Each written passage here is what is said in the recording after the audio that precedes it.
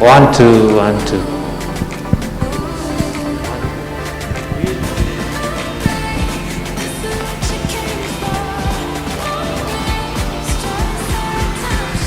One, two, one, two.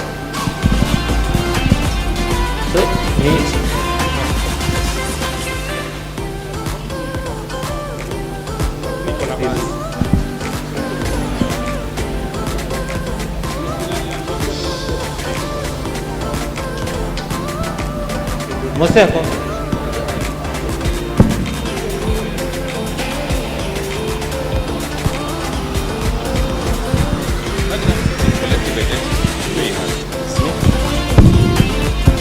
Check, check. 1 2 1 2. Test 1 2. 1 2 1 2 1 2. Testing 1 2. Check, check. Check 1 2. Sabina.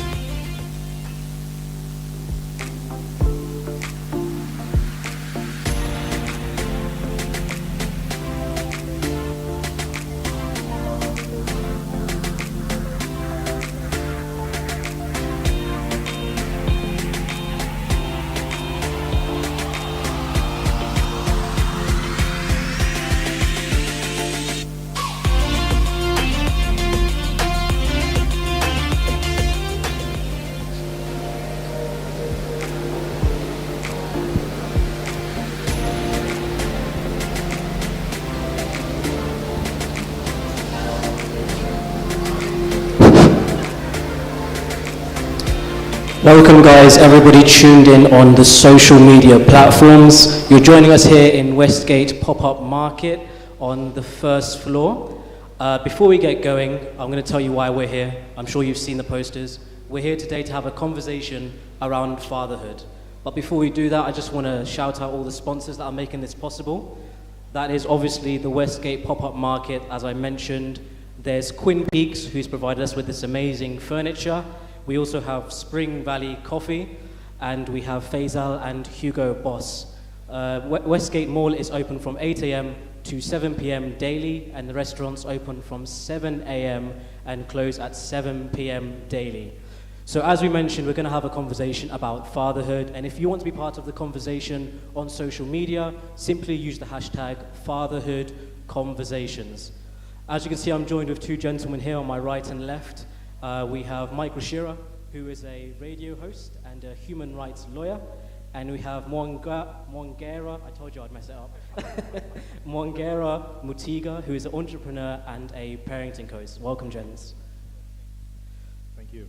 So as you can see, there's three men here and there's only two beards, which means that one of us is not a father. However, two of us are. So just for some context, guys, I'd like you to tell us, I think we just got a bit of technical difficulty. Yeah, let me see if I can. You're in? 1, 2. We'll start with you. Okay, so yeah, I've mentioned your qualifications of your beards, but now you can tell us how many children you do have and how long you've been a father for the guys. Yeah, thanks for being here. Thanks to Westgate for all of this. My wife and I have 3 kids. Been a dad since 2008, so it's going on 12 years now, almost 12 years now. 12 years, wow, Yeah, wow. yeah. And Mike, yourself? Can you hear me? We're in, okay. All right, great. Been a dad, 10 years now? 10 years. 10 years, yeah, my son Okay. is 9. Yeah. Okay. Yeah, so been a dad 10 years. And it's the most fantastic journey ever. Mm. You know, for me, this is my highest calling in life. Yeah. To be a dad, yeah. So it's safe to say you're both qualified to talk about this subject. So personally, I'm really excited actually today to learn, as well as the guys watching. As a guy that wants to be a dad in the future, I'm here for selfish reasons to get all the information that I can today. So the first thing I want to kick off with is, as you've mentioned, your modern dads, your 21st century dads. And I want to talk about traditions of fatherhood. And there's some traditions I think that should never go, such as dad jokes. I think that's one that should never go, but maybe there's some that maybe should be, phased out. So I want to hear your opinion on that. I'll give an example. For instance, I grew up in London, and one of my favorite memories is driving past a massive park that's in London. It's called Hyde Park, and my dad would always say that he can't find the park because it's called Hyde Park, yeah. So dad jokes 100% are stuff that should go forward. But I would like to know for you guys, what have you brought from your upbringing, from what your father's taught you? What have you kept behind? What have you kept and what have you left behind? We'll start with you, Mike. I think for me, one of my earliest, fondest memories of dad was just him coming home, and you'd be like, "What have you brought? What have you brought for me?" Yeah. And you always had, because he worked at the airport. Mm-hmm. So my dad passed away when I was 14, Right. But he worked at the airport as a civil engineer. So there are these shops at the airport where he'd buy all these snacks and little things. Duty free. So duty free stuff, right? So he'd come home and be like, "Oh, some cakes, some snacks, this and that, the other." Yeah. And it was fantastic. And I think that for me was always something that you're like, "Oh, dad has come home, so there's always something." My other memory was of just going places with him, And it didn't even have to be somewhere where we were going to spend money or anything. It could just be on one of his errands that he's running or something.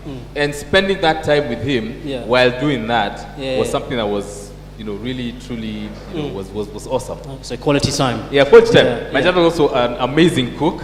Shout out, Mom, I love you, but You tip that one. my dad was an amazing cook. So anytime he was in the kitchen, we'd be like, going down. yeah. You look over the wall of the neighbors, you're like, "Can you smell that? Something cooking. Something's about to happen." So I mean, those were the fondest memories of him. And I think those are the things that I've carried with me as a dad, because I know how those were memories that really fulfilled me and made me happy. And so I want my son to feel the same way and experience the same kind of happiness that I experienced just spending time with my dad. Yeah. And cooking? How are you with the cooking? Yeah. I'm getting there. I'm getting there. Yeah. Amazing. And yourself? Yeah, I mean, cooking was never a thing for me. I don't know how to cook, to be honest. But my dad, God bless him, is still alive. He's very involved in my life, and that's one thing I remember from him. He's the kind of dad who would always want to know what's up with you. He'd sit you down and ask you like hard questions. How is this going? What's happening in your life? And he'd dig past the usual chit chat, top surface stuff. He played his provision role pretty well. But in addition to that, he was very involved, very hands-on. Okay. My dad is a vet. Oh, wow. So I grew up on a farm. Nice. A small farm, but it was a farm. I mean, we had a whole chickens and dogs and cows and goats at some point, and there was even plants around somewhere. So I learned from him just the value of animals and how animals can add value to life, and just a passion for that kind of thing, for dogs and stuff like that. So this is something that I learned from my dad. I don't know if I've passed that on very well to my kids, but I remember that with him. There's that tradition. One of the other traditions we used to have is dad is big on ceremony. So he'd be like, if we're going to have dinner, there has to be ceremony to it. It's not just sit and eat or serve yourselves and eat. There would be a sense of we come together, sit at the table, and we have a big ceremony. Any event that we would have as kids, birthdays, etc., there was a sense of ceremony around it. And until today, that's how he is. Everywhere we go, whenever there's a function somewhere, dad is a guy who's called upon to proceed or to carry the proceedings. So I learned from him the value of ceremony and doing things in a big way, making a big deal out of even the small things, because then it shows how important those things are. And we try to do that at home as well. Small things. You finish school or you have midterm, and you make it a big ceremony because it shows that this is something important for the kids. So I've learned that from my dad, among other things. Yeah, it sounds like you guys have had very fortunate upbringings. I'm very lucky myself, but I'm curious to know. Those were the good. What would you say, because now we're living in a very different world, so maybe when you were growing up, what have you left behind, maybe that was going on back when you were a child, that you can't really bring into this the 21st century?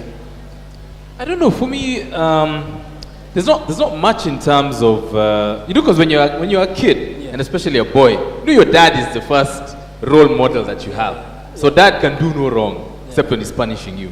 But other than that, I mean, for me, I don't really have any negative experiences, because my dad was a very present father. He was there all the time. As long as I can remember, the image I have of my dad was coming home by 6. And why I know this is because there was a program called Sundowner. If you're that age, then you know. So I know by the time Sundowner is starting, dad is home. So. I mean, so for me, those are the things that I carry around. I don't really have any. I don't think I have any negative experience that I can talk about that I would want to leave behind. Yeah. For me, it's even at that point when we were being disciplined for doing things. When you think about it in hindsight, now that I'm a parent, I'm like, that was important, because had he not done that, certain things would have spiraled out of control. So for me, those are the kind of lessons that I carry with me even until today. I mean, in terms of being a 21st, heading 22nd century parent, the way we discipline children is a bit different. You want to be friends with your kids, but then you also want to maintain a certain line to be sure that they understand that you can be friends with them, but there is no question that you are the parent and they are the child. I mean, I think for me, and we had kind of touched on this briefly just before this prep. So I have an older brother, and we sometimes have this conversation about how well we were prepared for life as we know it. I think we had a very sheltered childhood, so there wasn't too much exposure to sort of the reality of life. The way there are people out there who are evil and people who are, want to put you down and stuff like that. So, you come into, say, a corporate space or, the workspace, and you encounter all these bad people who are trying to get you down, trying to mess you up. And I feel that we were not adequately prepared for that. So some of this stuff we're learning now as adults, and we're trying to deal with the politics of a workplace, for example, and stuff like that. And, I don't know if dad knew that was going to happen to us, but I feel like we were not adequately prepared for that. And we've learned along the way, that's just how life is. But if there's anything negative I'd say about my child bringing is that, that we were sheltered and we didn't really have that exposure to what life really is. And I hope that, without throwing my kids out into the crocodiles, that we can help them understand the reality of life. That not everybody cares, not everybody has your best interest at heart. Some people want to mess you up, and you have to be aware of that and prepare for that. So I think that's probably one thing I would say is part of my upbringing. Yeah, I think just also to add on to that, and I can understand now being a parent and living in this world that we live in, that there's so much ugliness out there in the world, And the question then becomes, when do you begin to expose your children to the reality of the ugliness that is in this world? As a parent, you want your children to be happy. You want your children to have a memorable childhood. You don't want, when your kids are older, when they reflect back to their childhood, they're thinking about all the negative things that they saw, Because a childhood is something that a lot of people fall back on, and memories of your childhood are things that a lot of people fall back on during hard times as adults. You want to fall back and say, when I was a kid, my dad used to take me here, and my mom used to do this, we used to do this and that, the other. And those are sort of things that center you and bring you back to a place of peace. And for people who don't have that, they really struggle even as adults. Because when you're trying to fall back to a place and a memory that brought you peace, if you don't have that, then it's, you don't have anything that sort of grounds you or brings you back to a center or anchors you. And so I can understand for parents why they would want to shield their children from the ugliness that's out there in the world. But that being said, I think it's important for parents to be able, and like Mongera is saying, it's important for parents to be able to know when to begin to introduce their children in an age-appropriate way to the realities of life. Now again, you don't want to traumatize them by, exactly. just here's everything, throwing them into the deep end and saying, this is what life is. Swim. No, but you want them to know that, first of all, you want them to understand the privilege they have growing up the way they're growing up. That not everybody is living the way you're wrong, and they shouldn't be doing that. And it was like, okay, so why didn't that policeman there stop him? And then I started realizing that I was making excuses for other people's bad behavior. And for me, I was like, no, I have to stop that. I have to, show him what the reality is. And the reality is that we live in a world where people are very selfish. People put themselves ahead of everybody else. And sometimes that can also have repercussions for the people who are around you. So for example, if that city hopper had hit somebody who was crossing the road, they would have killed somebody. And by the policeman not arresting or stopping that bus, he effectively would have failed to protect somebody else's life. So I'm trying to get him to understand that actions have consequences, and that the consequence may not be to you individually, it could be to the wider community that is around you. Amazing, so again, we were talking off camera, and I was asking you guys the question of when do you wait for a child to come to you with the tough questions of life, or do you sort of go ahead of them and say, I'm going to sit you down and tell you about this? There's several examples, but you mentioned how you approach this. I think it was quite unique, if you could share that. Sure. I mean, I think, as parents, we have the benefit of hindsight, that we know the things that we know. Some of it we learn from experience. And I think being able to look back and say, I learned this either too late or I didn't learn this at all, gives us sort of a guideline on when is the best time to introduce some of these topics. I think what we're talking about was the issue of sex. If we can go there. Is this show, are we allowed to use that word? I think so. I don't know. So, just what does it mean when you talk about that issue? And when do you introduce some of those topics to children, at what ages? And there are different approaches to it. I mean, we've tried to do it in a phased way. So starting from a really young age, 4 or 5 years old, we teach them about the concept of privacy. That, some things are private. So your private parts are private. Anything that's covered by your swimming trunks is private. Nobody else is supposed to see it. Nobody else is supposed to touch it. And if anybody does, then there are things that you should do. You should shout, you should say no, there's certain things around that.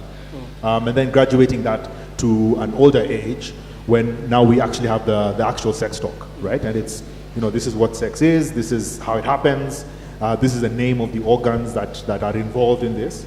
And, just being very explicit about it, because we want them to hear it from us first, as parents, rather than hear it from somebody else out there. Because kids normally take the first source of information as the point of reference. So if they hear it from some kid somewhere, one of their friends who saw a porn video on their phone, then they're going to take that as the truth. And when you come now with the actual facts, they'll be like, I heard something else, so I'm not so sure about what you're telling me. So just the approach of being the first one to do it. And I think it needs to be done proactively, just address it. There are other heavy issues that we have to talk with our kids about. And I don't know if we're going to go into this here, but I think it's important to just be proactive. Just go out there and just tell them, this is what's happening, this is the reality of life, this is what happens. Because if they hear it from somebody else, then what you are telling them is secondhand information. They won't take it as seriously as they would if you gave it to them first. Yeah. Yeah, I think it's important, and for you to be proactive, you have to be present. And we live in a time where I think our parents were not as busy as we are in this day and age. In this day and age, having one job may not be enough for you to earn, to be able to make ends meet. Yeah. And so what you're finding is that many people now are trying to supplement their income doing different things. Yeah. But what does that mean? It means it's taking away time from your family. It's taking away time from your actual presence at home. And even if you're at home, you may not be present. You're just physically there, but you're not present. Yeah. So you're there with your laptop and trying to finish some assignment and responding to some emails or doing some research or something, and your child is there watching something on TV, and you're not very keen about what they're watching. And they hear something, and it's very hard, for kids, once they hear something, it's very hard to unhear that. And those are the things they will repeat when you're with people in public. And potentially embarrass you. So they're waiting, they know what they're doing. Such a funny story about that, but I'll tell you that. And it's true. So, and children are like sponges. They absorb information deeply and quickly, and it sticks. And so being a present parent is very important, because you first want to build a relationship with your child, and especially as now us as men, as fathers, you want to be the kind of person who models your child's idea of masculinity and femininity. You want them to know that this is what it means to be a man, so that then when they're confronted with other toxic ideas about what it means to be a man, they have a point of reference to say, no, but wait, my dad told me being a man is this, but you're telling me it's this. And for me, I've seen my dad doing it. I've seen. Children don't learn by hearing, they learn by seeing. And so I've seen my dad do this. So for me, that's the point of reference I'm going with. This other thing, I don't think I want to get involved in that. That requires you to be a present parent. I just want to pick up on that. I mean, there's a phrase that I've heard said that kids learn whether we teach or not. And that some of these values are caught rather than taught. So you might be proactively teaching them stuff, but how you model the life is even more important. And I like what you said, Mike, that kids are going to watch what you do, and they're going to do what you do, not necessarily what you say. You might say stuff and make instructions and lay the law down, but if you live in a way that's contrary to what you say, then they're going to follow what you do, not necessarily what you say. So kids learn whether we're teaching them or not, and it's important that we're proactive about it. Otherwise, they'll pick up all these things from different places. Speaking about teaching, you'd mentioned that I saw you on social media talking about a social issue, and one of your questions was, where are these children learning these values? Where are these boys learning these values? So for maybe a young parent who's now in this weird space where there's technology, there's information, how are you bringing up a model man that can not turn into those people that are making uncomfortable situations, for example, women and things like that? How are those values being instilled just off the back of that videos? I think like we said, children learn by observing, and so how I relate with his mom is how he's going to, that's his first point of reference, about how a man should relate with a woman, how a boy should relate with a girl. And that's his first point of reference. So for me, it's to model that behavior, so that when he looks at that, he's like, okay, violence against women is wrong. I never saw my dad do it.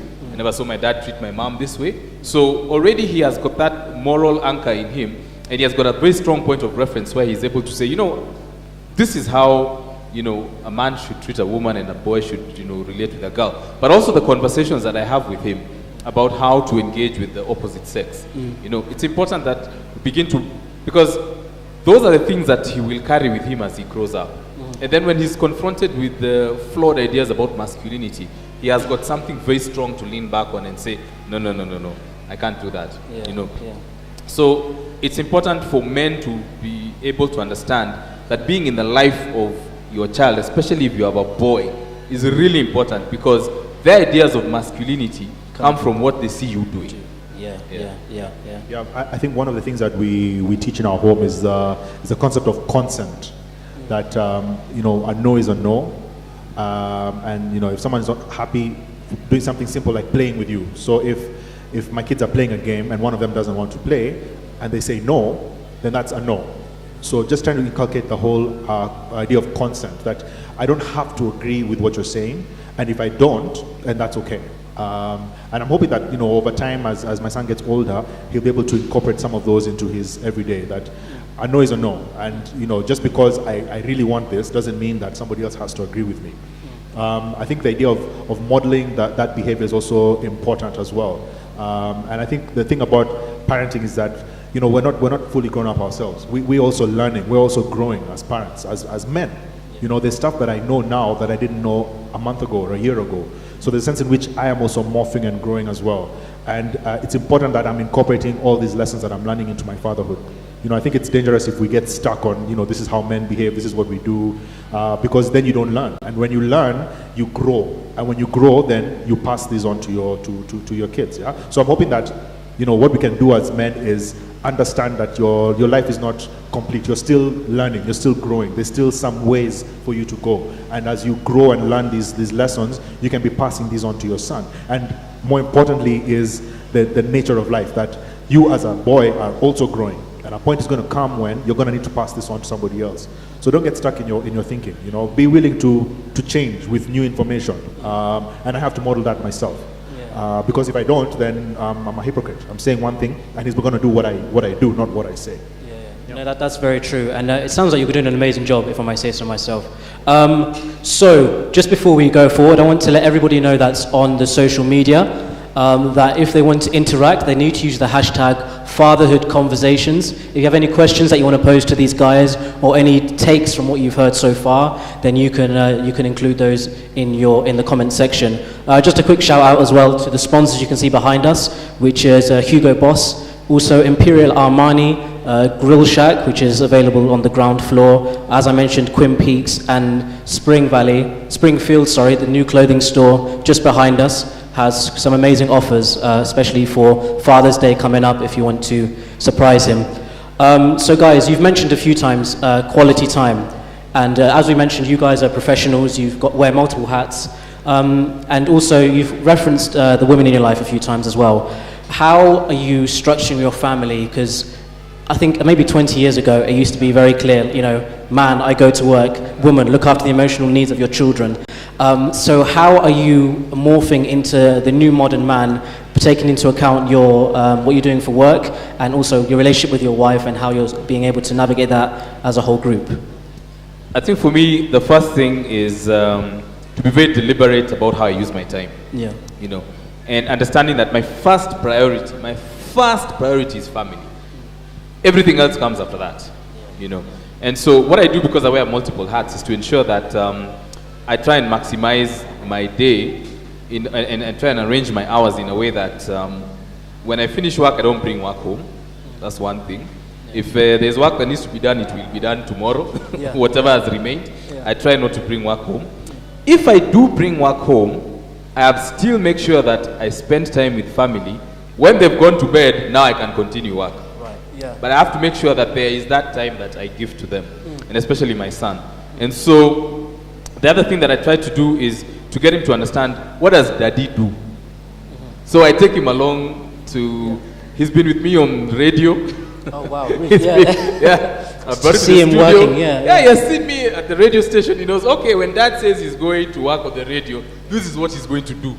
When, you know, my other job at the NGO I work, I've taken him there as well. So, you know, he has an understanding that dad does this, dad does that, and sometimes when he's away, this is what he's doing. So it's important for him to be able to visualize and understand that. But then I also make sure that I drop my son in school every morning.